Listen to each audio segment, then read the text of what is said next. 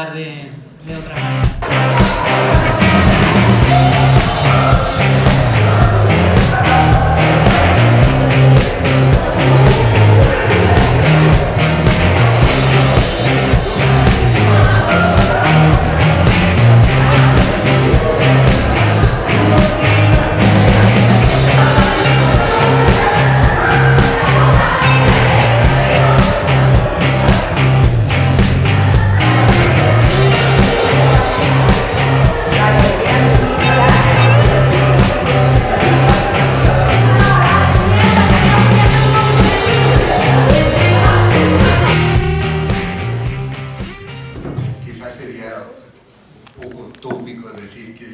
Que estoy emocionado, que estamos emocionados, pero es verdad, es cierto.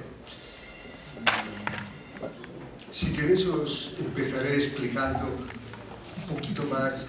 He escrito en esta vida, digamos, bastantes libros, ¿no? Y el último en el que estaba trabajando, que tardé 8 años en terminar, me di cuenta que, debido a la fatiga crónica, a la fibromialgia que tengo, me di cuenta que o lo terminaba pronto o cada vez me sería más difícil tenerlo todo en la cabeza. Y entonces, dado que hacía 12 años que con Marina veníamos aquí a Lanzarote, en concreto íbamos a Famara, pensé, bueno, que se encargue Marina, por favor, de la cuestión familiar durante un mes, y yo me voy a encerrar allí dentro, casi como a vida o muerte, ¿no? A terminar ya de una vez esto, porque era urgente terminarlo, ¿no? Y entonces, pues, me puse a trabajar allí, como un bestia, y de tanto en tanto salía y me bañaba en el mar aquel loco. Estaban los bungalows de Famara, ¿no? Pude escribir el libro, Hijos de la Noche, ¿no? Pero, pues bueno, lo que empezó a pasar es que de pronto entraban cucarachas por todos los lados. O sea, ahora podéis imaginar esto como una cosa divertida, ¿no? Pero antes de irse, Marina pone el pie en la zapatilla y dice, noto algo frío, y era una cucaracha así de gorda, ¿no? Y nada, entonces se marcharon ellos y me quedé yo solo con las cucarachas, ¿no? Pero, o sea, vosotros diréis, estaba ya un poco loco. Todavía no estaba tan loco, pero yo creo que en la ducha me miraban. Cuando más veía, yo hacía así, iba para aquí, iba para allá. Al final fumigaron y me dijeron, no, es que es donde viven, porque está sobre la arena, tienen derecho. Y digo, ya, pero que no me entren así masivamente como un ejército. Y nada, y al final vino un señor, nos llamaba, fumigó, y sí, ya no entraban vivas, entraban muertas. Y ya no sabía qué era. Yo creo, esto es aquí dentro, ¿no? Pero ya llevaba un mes sin hablar con nadie prácticamente, ¿no? Y crac, crac, crac, y miro y veo una bestia así de gorda, que como a las 4 de la mañana le di un golpe de silla, un sillazo, ¡plaf! Y luego supe que era un puercoespín que se había metido dentro y se había quedado encallado. No me supo mal porque se ve que eso no hace nada, ¿no? Pero bueno, entonces, imaginaos con todo esto, termino el libro, ya medio atontado por el viento, por la soledad allí, y dije, bueno, y ahora tengo que imprimirlo, porque para corregirlo tengo que imprimirlo, ¿no? Entonces cogí el autobús para venir aquí, a Arrecife, y llego aquí, y bueno, yo lo que a veces hago no es seguir a la gente, y digo, bueno, si sigo unos estudiantes a algún sitio, me llevarán, porque seguir un turista me llevará a no sé dónde, pero un estudiante me llevará a un sitio, ¿no? Y sí, entonces me llevaron aquí, y fue como, no os podéis imaginar la sensación de de acogida, pero absolutamente fuera de lugar, ¿no? Porque Miguel, que estaba en la puerta, se brindó a buscar la posibilidad de hacer fotocopias. Julia, que estaba en la secretaría, me dijo que había una profesora de filosofía que le gustaría hablar conmigo, pero que era el día de puertas abiertas. Bueno, total, que fue una experiencia tan extraordinaria. Los 3 minutos que estuve, de 5 minutos que estuve aquí, que dije, pues me gustaría corresponder, si podemos venimos cada año aquí a Lanzarote, pues bueno, y así quedó, ¿no? Y durante un año con Cami nos hemos ido escribiendo y bueno, al final se ha hecho, habéis hecho todo este trabajo sobre España en Blanc, sobre el libro, sobre múltiples cosas, y ahora simplemente es un poco, pues, daros las gracias a vosotros, ¿no? En primer lugar, a la escuela, ¿no? Que es todavía una escuela abierta en la que se puede hacer un acto como este. Es casi como una isla en esta movilización que explicaba, ¿no? En la que todos debemos ser capitalistas de nosotros mismos, todos debemos tener un yo marca, porque si no tenemos un yo marca, no somos nadie, somos un estigma.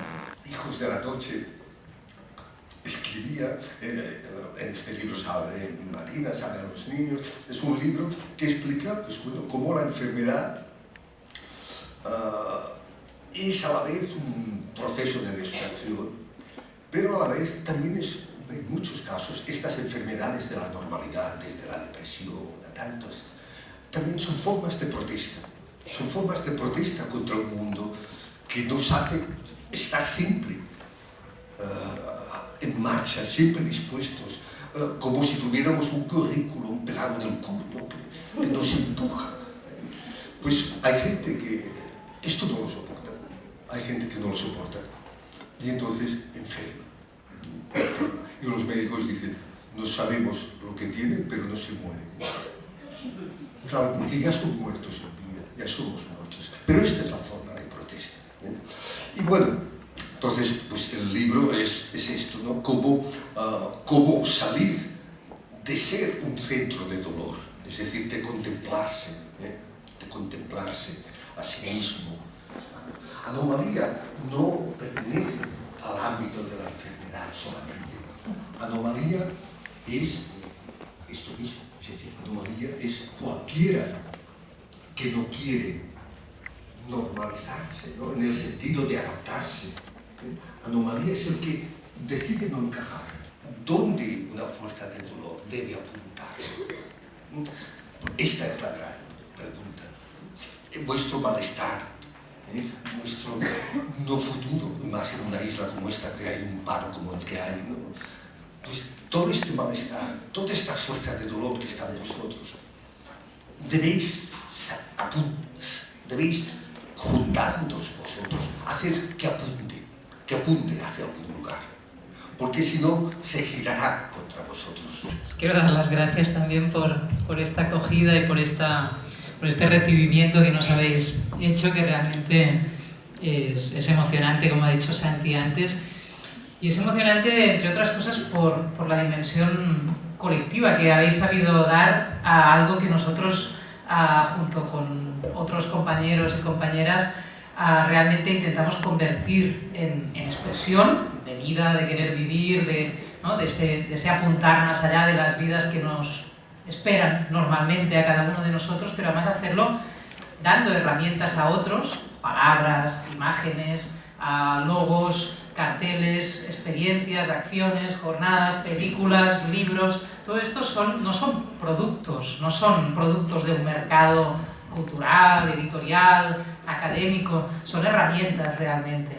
Y yo lo que he visto entrando aquí era realmente cómo las habéis tomado y las habéis hecho vuestras y las habéis convertido en otras cosas y las habéis convertido en herramientas que se pueden tomar para seguir utilizando y para seguir haciendo cosas con ello, ¿no? Con palabras que otros han inventado, con imágenes que otros han creado, que no son para ellos mismos, sino que son para un nosotros que no sabemos dónde acaba y dónde empieza, ¿no? El nosotros no es, ¿no?, una identidad, no es un colectivo cerrado, no es una marca como, ¿no?, como se nos pide que sea, sino que es un vínculo, es poder decir lo que a ti te pasa, a mí también me pasa, y además la manera como tú, ¿no?, lo subviertes o lo giras o lo transformas me sirve para mi vida, para nuestra vida, para esta escuela, para esta ciudad, para este mundo común, ¿no?, que no es un puro escenario de las vidas de cada uno, sino que es realmente la realidad que compartimos. ¿Cómo la compartimos?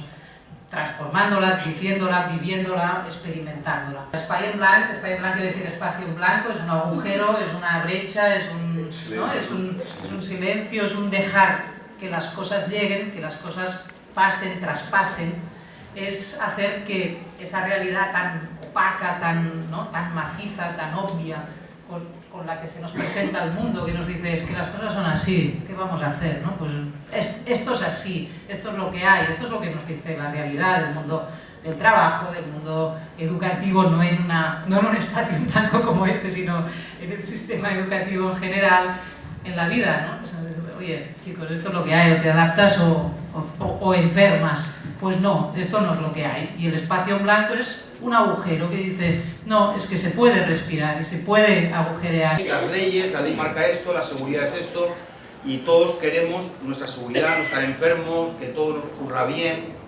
Como ustedes habrán reflexionado, yo no mucho, pero ustedes habrán reflexionado mucho sobre el tema. Tienes toda la razón, ¿no? Históricamente ya hubo un pensador en el siglo XVII que explicaba cómo el miedo cohesionaba a la sociedad, ¿no? Como el miedo era la base, era el cemento que cohesionaba la seguridad en la sociedad, ¿no? Entonces el concepto de seguridad pues está en el centro, evidentemente, la lucha antiterrorista, ¿no? La figura del terrorista, que ahora es el yihadista, pero hace 2 días era la ETA, hace 2 días, es lo que permite articular un discurso seguritario.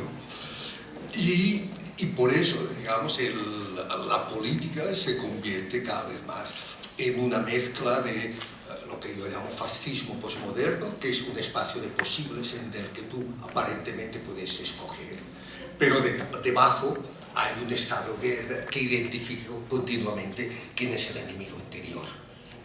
Entonces, la seguridad sobredetermina esto totalmente, ¿no? Totalmente. Y la libertad que nos queda, pues un poco es esto, ¿no? Cuando la gente salimos a pasear, no salimos a pasear, salimos a comprar, ¿eh? Y por eso hablaba de las galerías comerciales. Entonces, frente a esta máquina, digamos, que es lo que yo llamo una máquina de movilización global, en la que nosotros somos piezas, ¿eh? Piezas cargadas de miedo, como tú dices, ¿no? Miedo al futuro, miedo a dejar de ser lo que somos, etcétera, etcétera. Pues yo creo que solo cabe una doble estrategia, ¿no? Una estrategia más, digamos, colectiva, anónima, y para mí, por ejemplo, el movimiento del 15M fue un intento de interrupción de esto, es decir, cuando la gente íbamos a las plazas diciendo no tenemos miedo, y basta ya. Esto es un horizonte colectivo, construido sobre una fuerza anónima, esto es así y esto es lo que apoyamos. Sobre esto nos podremos alargar mucho. Y luego una intervención más a nivel personal, subjetiva, que es un poco la que en mi libro hacía, ¿no? La idea de anomalía. Es decir, interpelarnos a nosotros mismos como anomalía. Anomalía, en el fondo, la anomalía, fijaos, es aquel que, porque ha puesto de alguna manera la muerte dentro de sí mismo, ya no tiene miedo de nada. Y esto es un poco para romper este marco de seguridad, lo que tú dices, un poco para mí el punto de partida, por ejemplo, en clase, yo lo hacía así, si la vida de estos muchachos no vale nada, porque es así realmente, porque va a ser una vida utilizada, y luego como un Kleenex la van a tirar cuando les interese. Si tu vida no vale nada, ¿qué miedo tienes que tener? ¿Qué seguridad tienes que buscar? Atrévete a volar. Atrévete a volar. O sea, hazte dueño de tu propia vida. Porque es que para el capital no vale ya nada. ¿Entiendes? Entonces, este doble discurso, en un plano colectivo y en un plano personal, yo creo que puede ayudar un poco a hundir este marco securitario, ¿no?, en el que decides. Tenemos que estar dispuestos a renunciar a parte de nuestra libertad para ganar seguridad. Precisamente los movimientos sociales en torno al 15M, pero en otros países en torno a otros acontecimientos, es decir, las maneras en que hoy se está respondiendo colectivamente a la crisis, que no es una crisis solamente económica. Me gustaría preguntar, no sé si a lo mejor la pregunta tiene cabida o no, ¿no? Yo estoy viendo que ustedes tienen 2 niños, bueno, yo también soy madre de 2 niños. Como decimos que lo ideal sería pues que la gente pensara, ¿no? La sociedad no puede pensar si a nivel individual no hacemos futuros adultos que piensen, ¿no?, desde que son chiquititos, ¿no? ¿Cómo ustedes se plantearían o se plantean pues la educación de sus hijos? Yo lo vivo con mucho desasosiego, digamos, con mucho desasosiego. No en el sentido de que sería como antiautoritario, no les quisiera poner límites. No, esto sí, esto no. Es decir, creo que deben conocer los límites porque será la única manera que luego los puedan transgredir. O sea, esto no me preocupa mucho. Más, mi hijo ayer me decía, no paras de mandarme, no paras de mandarme. Sí, o sea, esto lo que más, digamos, van a una escuela pública, que está bien. Lo que pasa es que yo siento, no sé, Marina ya lo completará más, ¿no? Yo siento como bastante impotencia frente a un medio muy opresivo, en el sentido de que va a marcarles eso. Es decir, mi tarea, o nuestra tarea como padres, es muy importante, pero no sé hasta qué punto puede hacer frente, digamos, a una invasión desde las maquinitas a un tipo de valores, a un tipo de... que no sé hasta qué